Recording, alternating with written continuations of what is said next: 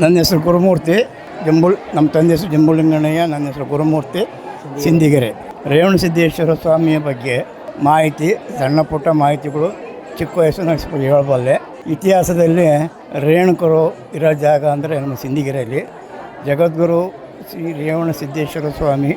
ಇದು ಬಾಳೆಹೊನ್ನೂರು ಪೀಠದ ಮಹಾಗುರು ರೇಣುಕರು. ಇದಕ್ಕೆ ಪ್ರತಿಯೊಂದು ಜನಾಂಗದವರು, ಪ್ರತಿಯೊಂದು ಜನರು ಇದಕ್ಕೆ ನಡೀತಾರೆ. ಇದರ ಮಹತ್ವ ಮಹಾ ದೊಡ್ಡದಾಗಿದೆ.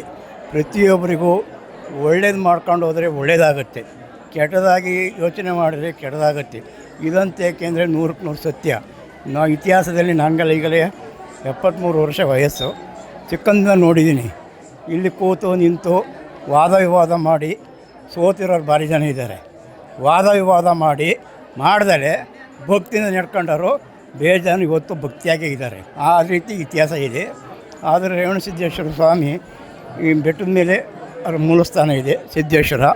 ಇದು ರೇಣುಕರು, ರೇವಣಸಿದ್ದೇಶ್ವರ, ಬೆಟ್ಟ ಸಿದ್ದೇಶ್ವರ ಇವರೆಲ್ಲ ಮೂಲಸ್ಥಾನ. ಹಾಗಾಗಿ ನಮ್ಮ ಇತಿಹಾಸದಲ್ಲೇ ರೇಣುಕರು ಅಂದರೆ ರೇಣುಕರೇ, ರೇವಣಸಿದ್ದೇಶ್ವರ ಸ್ವಾಮಿ. ಅದಕ್ಕೋಸ್ಕರ ಪ್ರತಿಯೊಂದು ಜನಾಂಗ, ಅವರು ಇವರು ಅಂತಲ್ಲ, ಪ್ರತಿಯೊಂದು ಜನಾಂಗನೂ ಭಾರಿ ಭಕ್ತಿಯಿಂದ ನಡ್ಕೊತಾರೆ. ಇಲ್ಲಿ ಬರಬೇಕಾದ್ರೆ ಪಾದರಕ್ಷೆಗಳು ಯಾರು ಹಾಕ್ಕೊಂಬರಲ್ಲ, ದೂರದಲ್ಲೇ ಬಿಟ್ಟು ಬರ್ತಾರೆ. ಅವರು PC ಅವರು ಬಂದಿದ್ದರು, ಬೆರಟ್ ಹಾಕ್ಕೊಂಬಂದಿದ್ರು. ಬೆರಟ್ ಹಾಕೊಂಡು ಒಳಗಡೆ ಬಂದಿದ್ದಕ್ಕೆ ಅವ್ರಿಗೆ ತೊಂದರೆ ಆಯಿತು. ಹೋಗೋದಾರ ಅರ್ಧದಲ್ಲಿ ಆಕ್ಸಿಡೆಂಟ್ ಆಯಿತು. ಮತ್ತು ಬಂದು ಅವ್ರು ಅರ್ಕೆ ಒಪ್ಪಿಸಿ ಹೋದರು. ತಪ್ಪಾಯ್ತು ತಪ್ಪಿನ ಕಾಣಿಕೆ ಒಪ್ಪಿಸೋದ್ರು. ಇದೇ ಥರ ಇತಿಹಾಸದಲ್ಲಿ ನಾನು ಕಾಣಂಗೆ ಭಾರಿ ಜನಕ್ಕೆ ನೋವಾಗಿದೆ. ಯಾಕೆಂದರೆ ದೌರ್ಜನ್ಯ ಮಾಡಿ ಇದ್ರ ಬಗ್ಗೆ ಟೀಕೆ ಟಿಪ್ಪಣಿ ಮಾಡಿದೆ. ನೋವು ಅನುಭವಿಸಿರೋರು ನಾನು ನೋಡಿದ್ದೀನಿ. ನಾನು ಸ್ವಲ್ಪ ಅನುಭವ ಪಟ್ಟಿದ್ದೀನಿ. ನಾನು ಯಾಕೆಂದರೆ ರೇವಣಸಿದ್ದೇಶ್ವರ ಹಿಡಿದಾಡೋರು ನಾವು, ರೇವಣಸಿದ್ದೇಶ್ವರ ನಾವು ಹಿಡಿದಾಡೋರು, ಪೂಜೆ ಮಾಡೋರು. ಅದರಿಂದ ನಾವು ಭಕ್ತಿಯಿಂದ ಇದ್ದೀವಿ. ಭಕ್ತಿಯಿಂದ ನಮ್ಮ ಶಿವ ಒಳ್ಳೇದು ಮಾಡಿದ್ದಾನೆ. ನಮ್ಗೆ ವಯಸ್ಸಾದ್ರೂ ಆರೋಗ್ಯ ಭಾಗ್ಯ ಪ್ರತಿಯೊಂದು ಕೊಟ್ಟಿದ್ದಾನೆ. ನಮಗೆ 73 ವರ್ಷ. ನಮ್ಗೆ ಯಾವ ಥರದ್ದು ಕಾಯಿಲೆ ಇಲ್ಲ, ಕಷ್ಟ ಇಲ್ಲ. ಗ್ಯಾಸ್ಟ್ರಿಕ್ ಇಲ್ಲ, ಶುಗರ್ ಇಲ್ಲ, BP ಇಲ್ಲ, ಏನೇನೂ ಇಲ್ಲ. ನಮ್ಮ ಭಗವಂತ ರೇಣುಕ ನಮ್ಮನ್ನು ಅದೇ ರೀತಿ ಆರೋಗ್ಯವಾಗಿ ಕಾಪಾಡ್ಕೊಂಬಂದಾನೆ.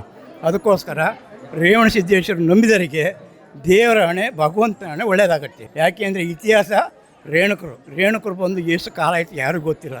ಅದಕ್ಕೋಸ್ಕರ ಭಕ್ತಿಯಿಂದ ನಡೆದವ್ರಿಗೆಲ್ಲರೂ ಮುಕ್ತಿ ಸಿಗುತ್ತೆ, ಒಳ್ಳೆಯ ದಾರಿ ಸಿಗುತ್ತೆ, ಒಳ್ಳೆ ನುಡಿ ನಡ್ಕೊಂಡವರಿಗೆ ಶ್ರೇಯಸ್ಸು ಸಿಗುತ್ತೆ. ಇಲ್ಲೇ ಅವರು ಬ್ರೇಕ್ ಇನ್ಸ್ಪೆಕ್ಟ್ರು ಅಂತಿದ್ರು, ನಾವು ಕಾಣಂಗೆ.